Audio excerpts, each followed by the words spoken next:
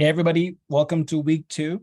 Things are moving quickly. It's intentional by design that each week, what you want to be asking yourself is, what did I do in the previous 7 days to move my project forward? Okay. So as we run into week 2, I want to do a quick debrief on finding problem solution fit and give you some insights, some things to think about. Okay. But before that, some quick notes. So take advantage of Slack.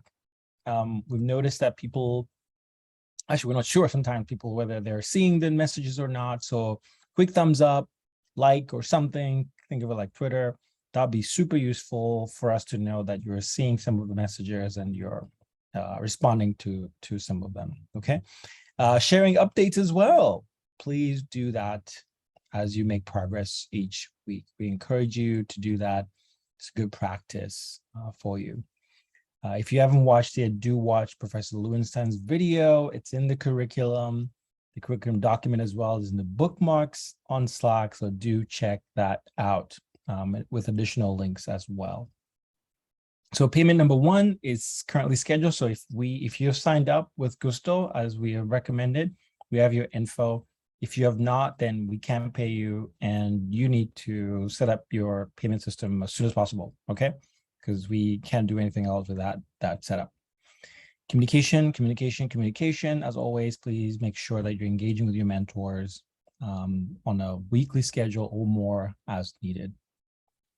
If you haven't done this as well, download the project charter and share it with your mentor, okay? This is very important so that both of you can work together on the document. If you have not also explored the resource folder that I went over last week as well, do check that out. There's a couple of pitch deck sample slides in there that you can check out from previous cohorts. Okay, very useful. And if you have not done that also, please do sign up to talk with me. I don't bite, as I said. A few of you have already signed up. Thank you. Again, the sooner, the better. Okay, first come, first serve. Lots of spots, last time I checked. Okay, so if you forget everything on this video, remember this, that you want to start with the problem. Typically, people do it the other way around. And so the fundamental thing here is that the problem well stated is a problem half solved, okay? Don't do this, because this ends up, you have a solution and you're looking for a problem that your solution fixes, okay? And typically when people do this, they haven't talked to users, they haven't talked to an audience. And so that ends up creating a new set of problems for you, okay? Especially when things go haywire, when things are not going well, you really want to have a good problem that is well articulated, that gives you a good foundation. Okay, again, problem well stated is a problem half solved. Remember this, it keeps coming up because it's super important, okay? Another way to think of this, and this is, I think, what I wanted to share with you on this video, because it's different for compared to other cohorts, is, what job is your target audience hiring your initiative or program to do? It's a different way to think about things. Okay, so this is the work by Clayton Christensen. He's a professor at Harvard Business School, the late professor at Harvard Business School.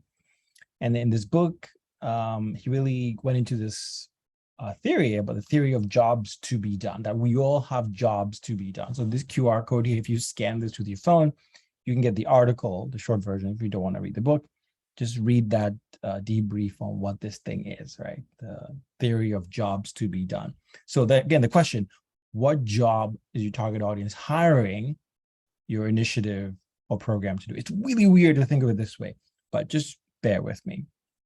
So here's a way that Clayton Christensen thought about it. So this is quote again: when we buy a product, we essentially hire something to get a job done.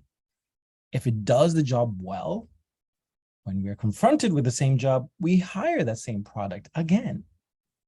And if the product does a crummy job, we fire it on the spot and look around for something else we might hire to solve the problem. Okay, and then you can go through a myriad of examples here. You're at home in the evening, you want to order some food, there's a specific job that you want done, okay? You want to eat, you want to nourish your body. That's a job right there. You also want to get good food that is reasonably priced, that gets delivered on time in a reasonable amount of time. Okay. A bunch of jobs I just spelled out right there, right? So you can think about Uber asking this question when they were doing their talking with customers and so forth, right? What problem are they trying to address for their customers? And for your case, you got to think about this as well. What job or what task are you trying to tackle for your audience? So it requires that you know your audience really, really well. And this at times we fail to do, especially at the beginning. And this is the time you want to do this. Okay. As part of your post-task assignments is to talk to some potential users of your initiative, program, tool, whatever have you. You got to talk to them. Okay. But let's change this up a little bit, right? Now let's superimpose this your ideas. So when we buy, use, engage a specific initiative, program, or product, we're essentially hiring it to get a specific task done. If it does that task well, when we're confronted with the same task in the future, we hire that same initiative, program, product again. Okay. And if the initiative, program, product does a crummy job, we fire it and look around for something else we might hire to solve the problem. So think of this, right? When you look at all the public engagement initiatives out there, science communication, what have you, informal science learning, they're all addressing very specific jobs, right? That very specific audiences want to do. So if you think, for example, a science museum, there is a set of jobs that they're doing, right? And for different people, right? For the kids, they're designing an educational exposure to help them learn, right? So there's a job there, right? To help them have fun, another job, right? Task, if you will. But don't forget, there's another audience member right there coming along with the kids. Their parents. You always tend to forget the parents. The parents have a very different job in their mind when they're potentially bringing their kids here. Yes, they may be interested as well to learn, but they're looking for something for their kid to do, right? Saturday, and they are looking for a initiative, program, product that they can hire, right? So museums here, they can charge a small fee to the parents so that their kids can come along and have fun and learn something useful, right? So you see here, in fact, at the bottom here, I should have drawn this. You can draw a line where there's usually a set of jobs that one can break down, right? Tasks, if you will. So sometimes we tend to think about the big problem, but typically a big problem is made up of a bunch of little problems in there, right? And rarely are you addressing the big problem, you're addressing some very small component of that big problem. And our argument here is that you want to focus on those little problems. Like you want to know what those little problems are and figure out what exactly are you tackling in this big sea of problems. So does your solution fit the problem? Okay. Fundamental question. People tend to be in a solution space all the time. That's where they live. They just have solutions in mind. And when you ask them what their thing does, they run to the solution space. You want to be able to articulate also what the problem is. So you want to live in the problem space. And in fact, you want to then combine them and think about what is that problem solution space. And at the core of this is really talking to your users and audience, right? Learning more about what jobs they need to do and what your initiative can tackle, right? So you want to spend time exploring both problem solution spaces, in the solution space, thinking about existing solution, thinking about prototyping new ideas. So this existing solution part is really understanding who else is doing or tackling the problem a similar way that you are. You want to understand what's going to make you different, okay? What's unique about your approach? And in the problem space is really understanding the finer contour, the whole contours where your problem, like your solution may live, right? The scope, the impact of the problem, the framing of the problem, really, really important. So the secret to finding the problem solution fit is your target audience. They're right there. And we fail to talk to them. I don't know why. Something maybe we're scared they'll tell us something that derails our whole idea. Yes, better that they do that now, okay, while you're setting things up. You have to talk to them.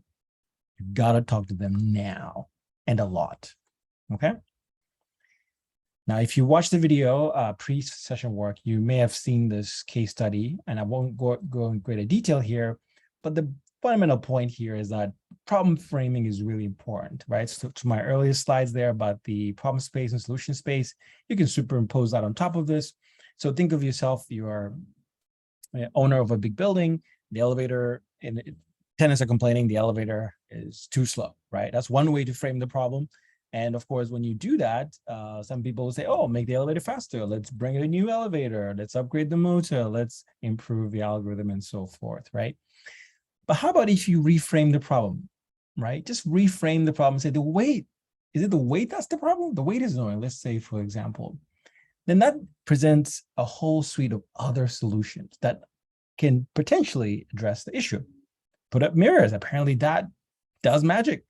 Play music, right? And each of these, think about it, you can build a company around it, right? The company that provides mirrors for elevators, company that, you know, is all about entertainment and audio in elevators, installing hand sanitizer, anything else, right? You've seen those videos in some of the elevators. They have videos and they have news on them when you're going up to some, you know, umpteenth floor. You see how you are still addressing the problem in an innovative way, right? And this is what Clayton Christensen was really known for, this disruptor, right? Innovation disruptor, who would ask these questions in a different way, right? Again, asking what job, again, you can reframe this and say, what job does that person in that elevator want done, right? Is it they want to get there quickly, right? Or is it something else? So you really want to ask those fundamental questions. You got to talk to those users and learn more about what actually is the issue that they're having, okay?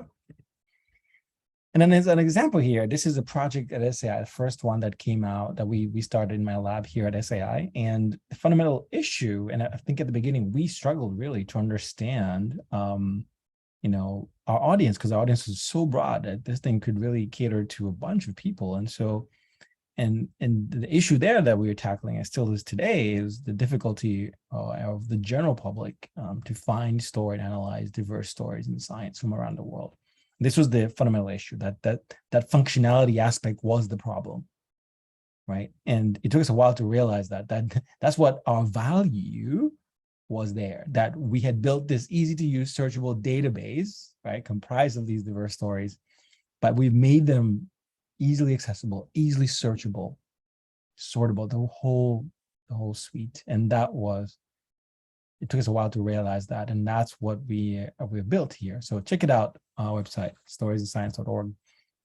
But it's very focused, right? We're addressing this issue about functionality, and everything on top, I think, is a bonus that the journal is being used by schools, by other bigger engines that are going through our data and including it in theirs. That's a win for us more broadly. So key question to think about: had we had this session live, we would have discussed this, you know, thinking about what problem will your initiative program tool attempt to solve for your target audience, right? What job, right? If you would say, what job are they hiring your initiative to do? Really think about that. What job are they hiring you to do? And so with that, the logic model, there's a link in the curriculum to review the logic model in greater detail that I go over. But in a snapshot, the project model, the logic model is inside the project charter that you all are filling out. And essentially, it just forces you to think through all the connections, right? The problem solution that we've been talking about, the activities that are going to be doing, right? So you're going to have some big goal, right? Some big outcome that you want. So you can sort of look at it this way, right? So the outcome, what the goals are, and then the specific objectives, right? What exactly are you going to do to achieve those outcomes? And then we push you again further in the various tables to think through those activities. What are they? What metrics are you going to be tracking? So AKA your outputs, for example. There's measurable things that you're going to be doing. So the project charter really forces you to put these things down on paper and discuss them and change them. Remember, the project charter is not for us. We want, of course, you need to hand it in. So don't just fill it out, quickly and say, I'm done. It's really designed for you to think connections, because they make a difference. You do it now, it makes a huge difference later on. Okay. And that's it. And we'll talk about this later, but the project charter, again, will also help you in your pitch deck. And so do keep this in mind as well. We will be dropping this occasionally for you to be thinking about getting some slides going along the way. Okay, that's it. And again, drop questions in the Slack, but hopefully this review was useful. All righty.